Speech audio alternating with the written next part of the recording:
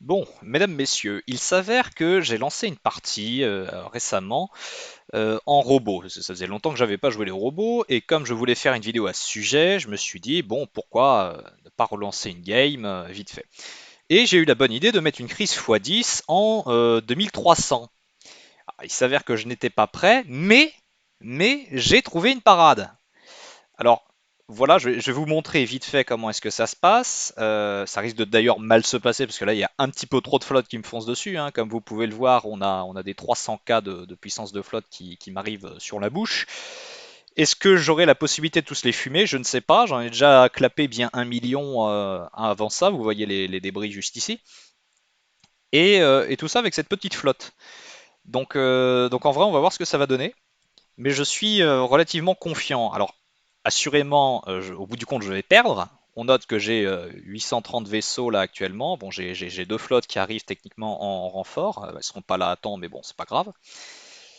Mais on va voir combien de vaisseaux et combien de puissance de flotte Biden est-ce qu'on peut démonter avec cette petite stratégie de mettre des cuirassés et des destroyers aussi, hein, full proton, enfin full neutron. Actuellement, c'est du neutron. Le proton, c'est le niveau 1, là, le neutron, c'est le niveau 2. Donc full neutron, dans un système où une réduction des boucliers de 100%. Donc comme les Biden, leur puissance de flotte, bah, elle est à moitié basée sur leurs boucliers qui sont quand même, il faut le dire, broken, et ben, ils vont rentrer dans le système, ils vont perdre la moitié de leur puissance de flotte, et comme ils ont moins de portée, c'est moi qui les tape en premier. Ils n'auront pas le temps de me taper. Donc en général, je one-shot les flottes avant qu'elles aient eu le temps de me faire le moindre dégât. Donc, on va voir. Normalement, la première à rentrer, ce sera celle-ci. Mais le problème, c'est qu'elles vont m'arriver dessus à la chaîne et je sais pas si j'aurai le temps de tous les. Enfin, si j'aurai la cadence de tir nécessaire en fait. Elle est là la question, c'est est-ce que je vais tirer assez vite? Donc voilà, c'est parti. Bon, évidemment, c'est ma première game en robot depuis la sortie de Nemesis, hein, donc ça va faire un moment. C'est pas du tout une faction que je joue, hein, bien que je sache comment jouer, hein, évidemment. Sinon, je ne ferai pas des vidéos sur le sujet, hein. Quand on ne sait pas, on se tait. Et, euh, et en l'occurrence, voilà, ça va être sanglant, hein. Il faut que je sois sûr d'être à portée pour engager. Alors j'ai juste une peur, c'est que celle-ci arrive avant. Non, ça devrait aller. Oh là là là là. Je vais devoir faire celle-là, puis celle-ci, et ensuite me réorienter dans le système si je suis pas déjà mort pour attaquer celle-ci. Et une fois que j'aurai fait ça, ce sera pas terminé parce qu'il y aura celle-ci. Et ce sans compter toutes les autres flottes Maiden qu'il y a dans la galaxie. Mais bon, si j'arrive à les défaire, je pense que j'aurais juste battu la crise une bonne fois pour toutes, hein. Bon, là, actuellement, la crise, elle est déjà plus ou moins vaincue, hein. À partir du moment où vous avez des flottes qui sont capables de les démonter sans avoir trop de pertes, les crises sont déjà fichues. Alors, il va arriver. Ah, la panique est totale! Ah là là, ça se passe pas aussi bien que prévu, mais ça se passe, ça se passe. Rapport de bataille, ben, j'ai rien perdu. Formidable. Par contre, il faut que je recule parce que sinon il va pouvoir m'engager directement. Oh, c'est lent. Oh, que c'est lent.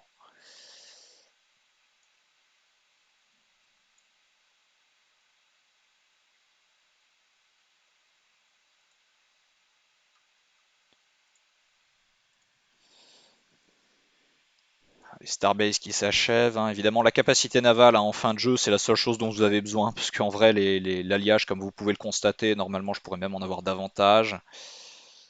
Pareil pour l'énergie. Non, en vrai, ce que vous cherchez en fin de jeu, c'est d'augmenter votre capa naval au maximum.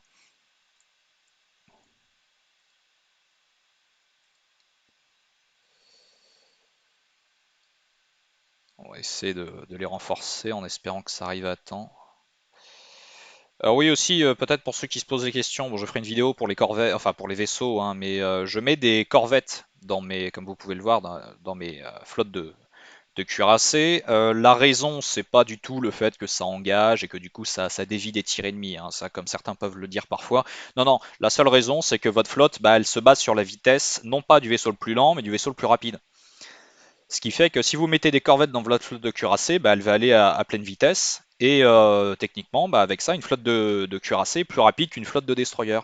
Et c'est pour ça que dans la situation actuelle, je fais suivre mes flottes de cuirassés, je les fais suivre sur les flottes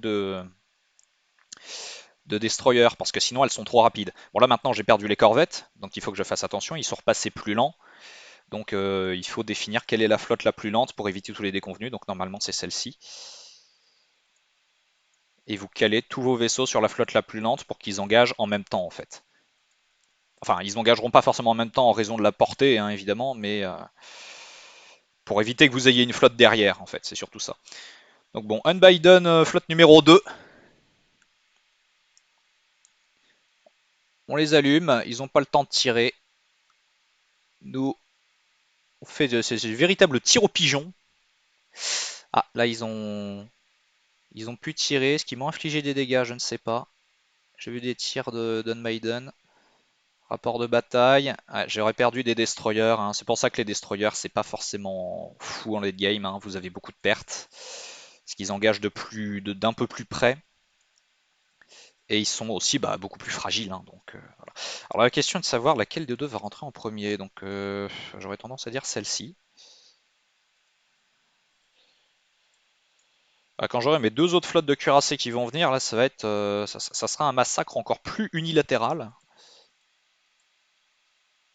Ah oui, non, j'ai mal calé. Donc, du coup, celle-ci, parce que j'utilise les raccourcis, hein, vraiment utiliser les raccourcis, c'est très important. Bon, là je fais un peu n'importe quoi parce que du coup j'ai oublié de reparamétrer. Voilà donc. Et on va essayer de passer en très rapide, bien que ça ne devrait pas changer grand-chose. En réalité, ma partie va beaucoup plus vite, hein, mais comme j'ai lancé OBS, comme vous pouvez vous le douter, vous en douter, eh bien ma partie est plus lente. Alors ça, ce sont des flottes de transport, hein. Elles sont là, elles sont présentes, ils observent.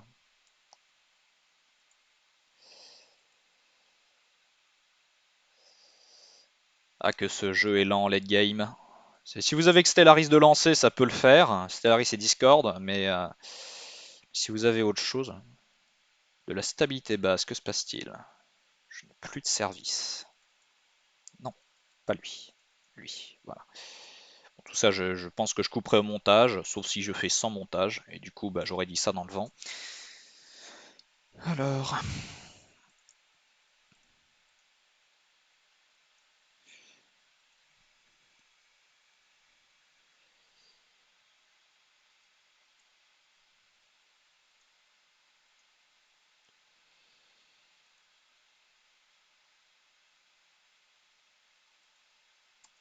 ah. Alors Unbiden, démolition acte 3.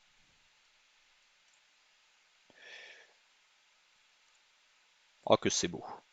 Oh que c'est beau. Et c'est un wipe. Voilà, donc on a trouvé une façon de démolir les Unbiden à coup sûr. Vous allez chercher, c'est un pulsar. Vous mettez vos flottes de cuirassés dedans. S'il vous reste des destroyers du début de jeu, vous les équipez en proton. Comme tout le monde d'ailleurs, hein, que ce soit contre la Unbiden ou contre n'importe qui. Les destroyers, vous les mettez en proton, hein. Ça, c'est un modèle qui marche extrêmement bien. Alors, pas contre des corvettes, hein, évidemment, mais en règle générale, ça marche très très bien, ce genre de modèle. Là, je les ai adaptés contre l'Unbiden, hein, parce que les Unbiden, ils ont du mal face au bouclier. Plus vous avez de bouclier, plus vous avez de chances de survivre. Actuellement, ça me sert à rien, parce que du coup, voilà. Mais en combat normal, sans ce genre de système, j'aurais plus de chances.